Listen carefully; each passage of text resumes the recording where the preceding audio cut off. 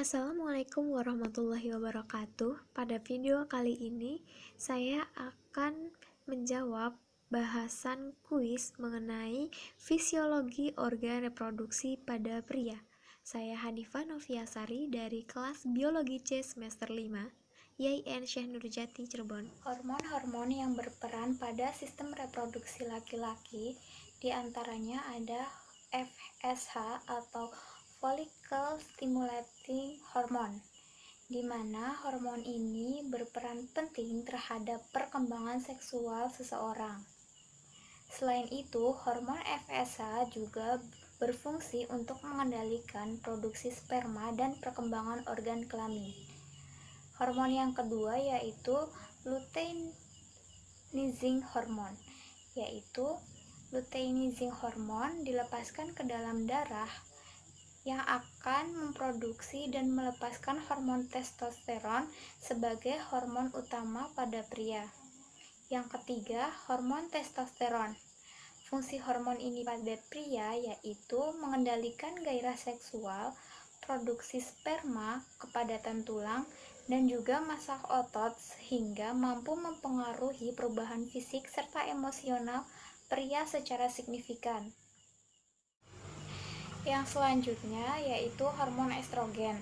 Salah satu fungsi hormon estrogen pada pria adalah untuk mengontrol kesehatan sperma. Akan tetapi, jika kadar estrogen pada pria terlalu tinggi, maka mengakibatkan penurunan kualitas sperma yang dapat menyebabkan disfungsi ereksi. Selanjutnya ada hormon luteinasi atau ICSH yang memicu produksi testosteron.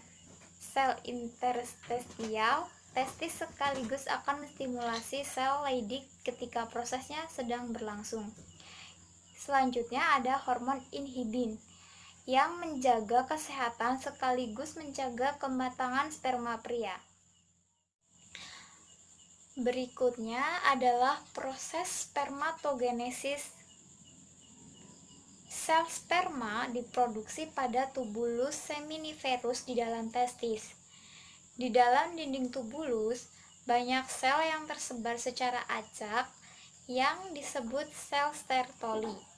Sel ini berfungsi untuk memberikan makanan untuk sel sperma yang belum matang.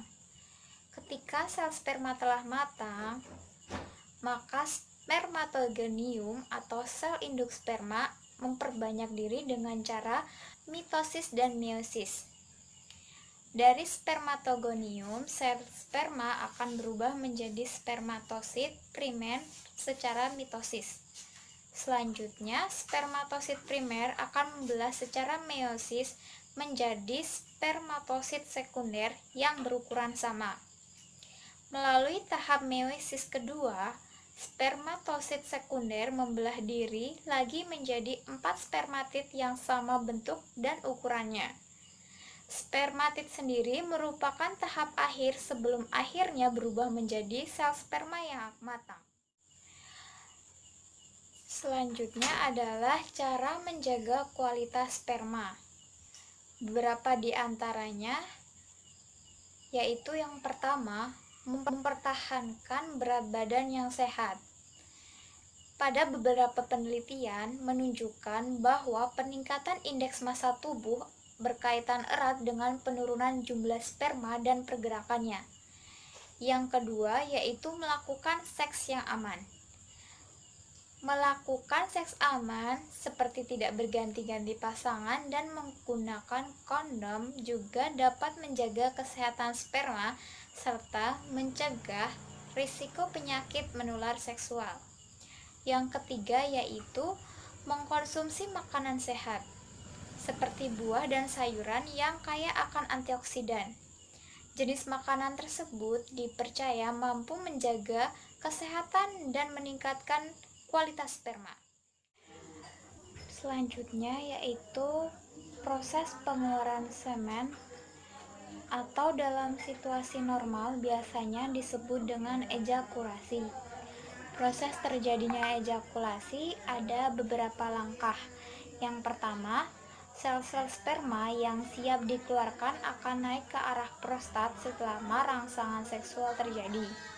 Pada fase ini, sel-sel tersebut akan bercampur dengan cairan semen atau habitat sperma yang menyediakan cadangan makanan dan nutrisi untuk kelangsungan hidup sel selama beberapa hari ke depan. Kemudian, pencampuran tersebut dialirkan dari kelenjar prostat dan vesikula seminalis menuju pangkal uretra. Biasanya pria akan merasakan tegangan yang mengisyaratkan sperma akan segera keluar, sehingga pada titik tertentu tidak bisa kembali.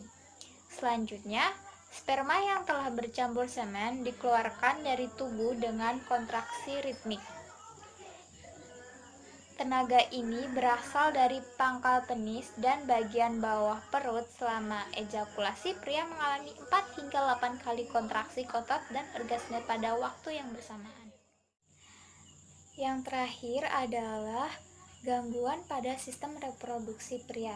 Di antaranya yang pertama ada hernia inguinal, di mana kondisi yang terjadi pada alat reproduksi pria ketika dinding perut bagian bawah melemah sehingga usus turun ke kantung testis atau bagian samping penis yang menyebabkan testis terlihat lebih besar.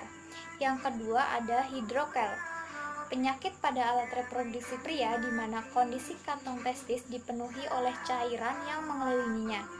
Lalu yang ketiga ada balanitis, di mana kondisi ini merupakan kondisi iritasi atau peradangan yang terjadi pada bagian ujung penis atau kepala penis.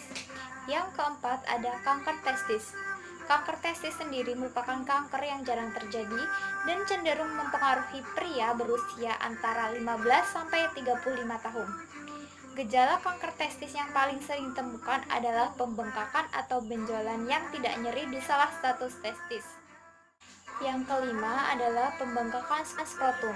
Skrotum dapat mengalami pembengkakan yang dapat diakibatkan oleh torsi testis atau gangguan pada testis yang memicu tersumbatnya aliran darah.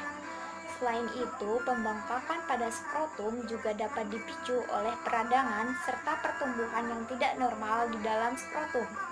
Yang keenam adalah disfungsi ereksi. Disfungsi ereksi adalah kondisi di mana pria tidak dapat mempertahankan ereksi yang cukup kuat dalam berhubungan seksual.